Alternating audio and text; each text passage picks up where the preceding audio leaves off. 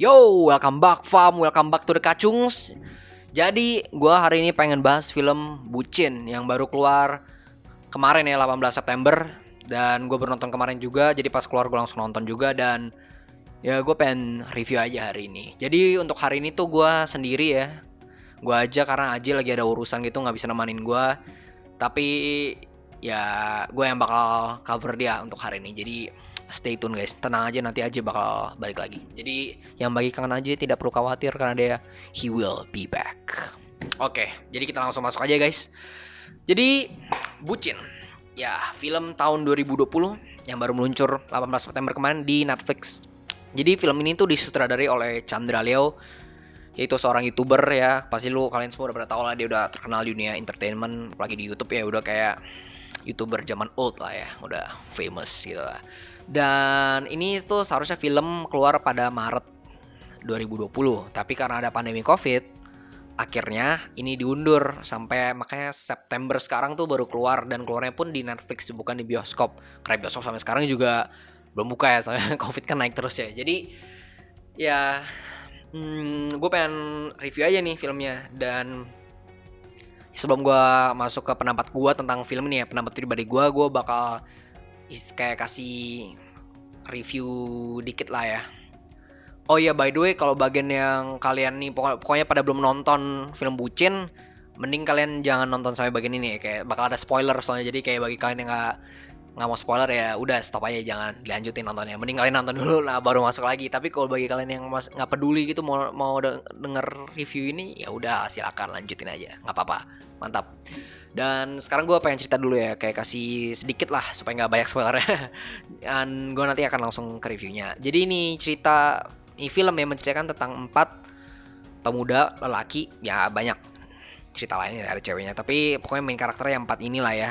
Ada Andovida Lopez sebagai dirinya sendiri, Jovialda Lopez sebagai dirinya sendiri juga, ada Chandra Leo sebagai dirinya sendiri, dan ada Tommy Lim. Jadi ini 4 pemuda ya, umurnya sekitar dari 20 sampai 30 tahun. Nah, di antara 4 itu, 3-nya itu udah punya pasangan ya. Andovida Lopez udah punya pacar, tapi ya dia bucin, ada masanya juga. Nanti gue ceritain lebih dalam. Jovialda itu udah punya pacar, udah pacaran 4 tahun sahabat ceweknya. Dan Tommy Lim udah tunangan yang akan menikah sebentar lagi. Dan Chandra Leo ini masih single. Jadi sebenarnya permasalahan sih, alur cerita ini tuh menceritakan tentang nih orang tuh 4 ada masalah masing-masing. Bertiga, sorry yang Chandra Leo masih single saya. Ini orang bertiga tuh ada masalah masing-masing dalam hubungannya. Kayak misalnya Andovida Lopez terlalu bucin, nih cewek tuh controlling banget lah, pacarnya kayak control freak, apa-apa dilarang gitu-gitu. Dan Jovial itu udah 4 tahun pacaran tapi dia bosen, jenuh gitu lah ya. Jadi akhirnya selingkuh, punya selingkuhan gitulah.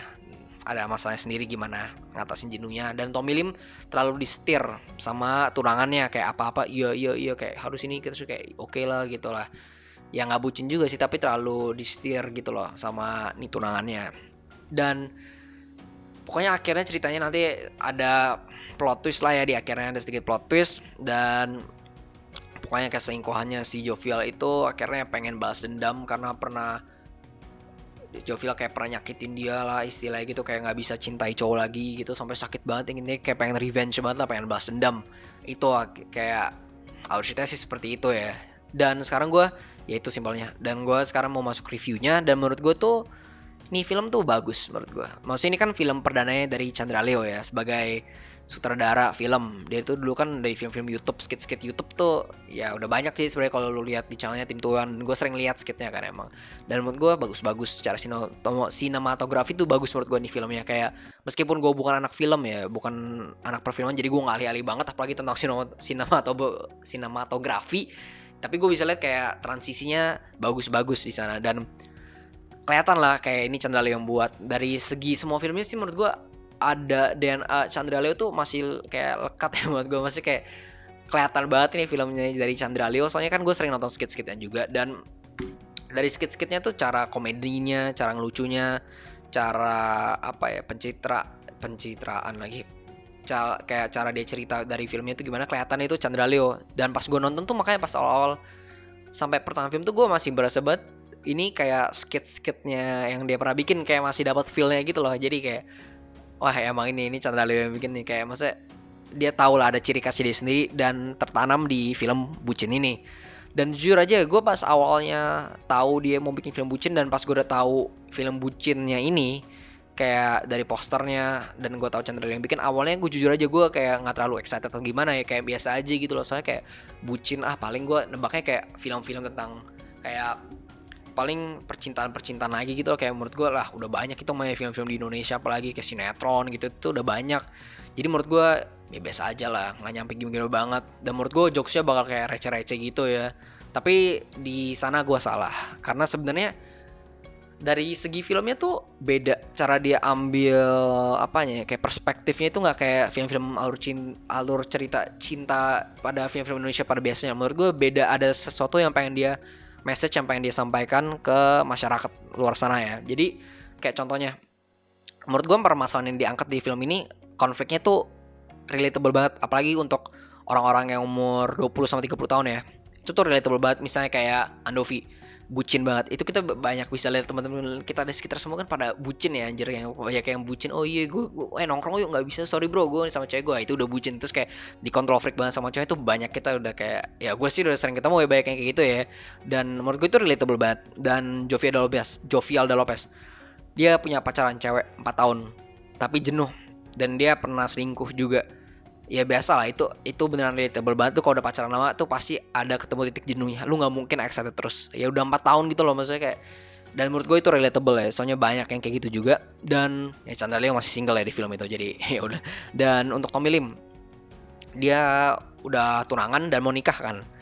Ya itu kayak apa ya, maksudnya berasa lah, maksudnya kayak dia di pressure sama keluarganya, kayak dibanding-bandingin sama calon mertua pacarnya, kayak lebih bagus William gitu lah, lebih mendingan William. Kayak maksudnya berasa gitu loh, harus ada kemampuan finansial, dia mau nikah tapi susah gitu, harus beli mobil juga, mobilnya rusak. Itu tuh relatable banget gitu loh, maksudnya kayak apalagi untuk zaman-zaman anak milenial ya gitu ya, udah mau nikah ya pasti kan sering tuh dibanding-bandingin sama itu. Lebih bagus nih, cara finansial tuh harus terpenuhi banget. Dan menurut gue ini kayak permasalahan yang tuh kayak wah interesting as fuck sih, maksudnya kayak ini relatable banget, soalnya relatable makanya jadi menurut gue interesting gitu loh, nggak kayak alur cinta pada biasanya. Dan menurut gue ini bagus gitu, ada message yang disampaikan. Dan actingnya juga oke sih menurut gue, kayak Chandra Leo actingnya oke, meskipun kadang kayak mungkin ada cringe-nya, tapi menurut gue dikit lah ya, nggak tahu sebanyak, nggak cringe banget. Dan menurut gue oke lah actingnya, not bad. Apalagi untuk film pertama dia juga filmnya bagus emang. Dan Jovial Lopez juga oke actingnya, Andovi juga oke. Tapi ada satu menurut gue yang paling bagus apa ya sebenarnya? Oh ini yang jadi pacarnya Jovial, which is pacar benerannya juga di kehidupan nyata ya, si Kezia Aletea. Dan itu menurut gue actingnya tuh bagus banget, dengan cara dia nangis. Pas dia nangis tuh biasa kan kayak lu film percintaan gitu kayak nangis apaan sih, lebay gitu, gak jelas banget, kayak maksa nangisnya gitu loh, kayak cringe nangisnya gitu. Kayak gue liat kayak aduh apaan sih nangis gitu. Tapi kayak di sini tuh kayak beneran pas dia nangis tuh gue kayak nggak cringe sama sekali. Menurut gue ini kayak wah ini bagus cara nangis bagus cara nangisnya atau gimana, intinya kayak nangisnya ya nggak lebay gitu loh, nangisnya kayak wah bener bisa lu lihat di sinetron tuh atau film Indonesia nangisnya lebay gitu ya, yang di sini nggak. Menurut gue kayak Jaletia gave an amazing performance di sana, kayak gue kayak mantap gitu. Tapi pas dia mau diputusin sama Jovial tuh gue kayak nggak lebay scene-nya, menurut gue tuh accurate kayak in real life ya, kayak gimana menurut gue cukup akurat. Kayak Jov kayak gue nggak mau putus Jov gitu-gitu loh, kayak gue kayak oh iya bener sih ini, maksudnya kayak ya nggak lebay gitu loh, kayak nyampe nangis gitu-gitu lah. Pokoknya ini oke, actingnya dari Kezia Aletea kayak mantap menurut gue, kayak on top bro, fucking dope. Dan untuk musik keren sih, yang pas bagian endingnya kan ada musiknya ya. Menurut gue musiknya itu kan original gitu ya, kayak catchy, gue suka lagu ya, mantep. Untuk kalau kurang paling menurut gue kurangnya tuh kayak kadang ada di scene berapa kayak apa ya, kayak nggak actingnya mungkin masih ada yang nggak actingnya juga sih, kayak penyampaiannya gitu loh, kayak masih ada yang kurang gitu. Tapi kayak overall it's great, bagus. Dan menurut gue paling dari awal cerita itu kayak menurut gue terlalu cepet atau kurang depth ya gitu, kurang dalam. Soalnya masa kan filmnya cuma 1,5 jam, coba kalau misalnya dibikin panjang 2 jaman kayak build karakternya lagi mungkin gitu, mungkin bisa lebih dapet nah kedalamannya. Soalnya kayak di filmnya ada plot twist itu di bagian 20 menitan terakhir di film itu, ada plot twist yang ternyata cewek yang pokoknya si Jovial tuh ninggalin Sila dan pacarnya dia saat itu dan buat cewek lain. Itu tuh kayak ada plot twist di sana.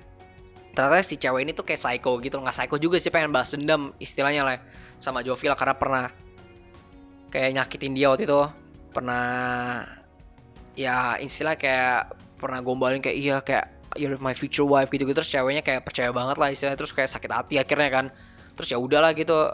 Pas udah pokoknya ceweknya pas pagi-pagi Jovial udah keluar dari kamarnya, terus kayak dia sakit hati pengen balas dendam. Tapi pas dia udah masuk, Jovial pas diajak ke kamarnya tuh terus kayak dulu gitu lah, kayak udah gue tuh udah apa ya, yang gak ketebak banget, tapi gue udah kayak udah punya perasaan gitu loh, kayak wah ini cewek kayaknya nggak bener nih, ada mau lakuin sesuatu nih kayak psycho.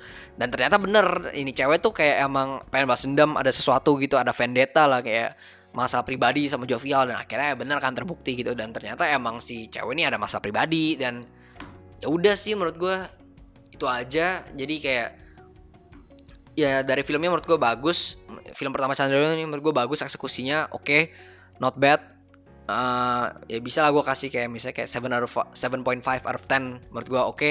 Lagunya oke, sinematografinya oke, meskipun gue bukan anak sinema ya, tapi kayak di mata gue sih oke. Ini pendapat pribadi ya, nggak tahu pendapat luar sana gimana. Jadi menurut gue performance-nya dari mereka oke sih. Chandra Leo oke, Jovial, Andovi oke lah, semuanya juga mantep istilahnya ya. Dan kocak, ada sih komedinya nggak receh istilahnya. Ya ada recehnya dikit tapi nggak banyak. Kan kelihatan ini kayak komedi, maksudnya yang lucu-lucunya dia yang biasa ada di skitsnya dia itu kayak apa ya, berasa ada DNA-nya gitu, kayak wah iya ini kayak ketahuan lah ini Chandra Leo yang buat istilahnya gitu. Dan untuk Chandra Leo kan dia bilang kayak nanti lu lihat lah ini filmnya kayak gimana, dia kayak nilai sendiri. Dan menurut gue filmnya bagus, soalnya dia bilang kan gue nggak pengen ini film kayak ini bukan film YouTube dari YouTuber, tapi gue pengen ini jadi film beneran. Dan menurut gue he did an amazing job. Menurut gue ini bukan kayak film dari YouTube, bukan film YouTuber, tapi ini emang film beneran. Jadi kayak applause untuk Chandra Leo, mantap. Dan bagi kalian yang belum nonton, ya segera nonton aja lah di Netflix, namanya Whip. Udah keluar dari kemarin 18 September, dan ya lu bisa nonton lah semuanya, ada di sana gampang. Istilahnya lu nonton lah ya, dukung perfilman Indonesia, dukung film-film Indonesia supaya lebih maju lagi. Soalnya ini baru filmnya Chandra Leo pertama, dan I cannot wait buat film keduanya dia nanti kayak gimana. Dan menurut gua harusnya bagus juga sih. Soalnya ini kayak menurut gua it's a great job dari Chandra Leo, and ya timnya lah, friends-friendsnya mantep menurut gue, jadi applause. Dan itu aja sih dari gue, ya nonton lah pokoknya, nggak mungkin rugi soalnya menurut gue bagus ya menurut gue. Kayaknya menurut orang lain juga harusnya oke ya, soalnya gue I had fun watching it, kayak menarik, lucu sih ya, kayak kalau nonton skitnya Chandra Leo ya dapet lah harusnya. Dan segitu aja sih dari gue. Dan ya misalnya kalau kalian suka dengan konten ini, bisa kalian like, share, dan subscribe, dan sekalian bunyikanlah lonceng-loncengnya gitu. Jadi pas nanti video baru drop, baru dari Kacungs, kalian langsung tahu kayak The Kacungs sudah ada video baru, mari kita tonton. Begitu saja gengs, gua dari The Kacungs signing out. Sampai jumpa di video selanjutnya.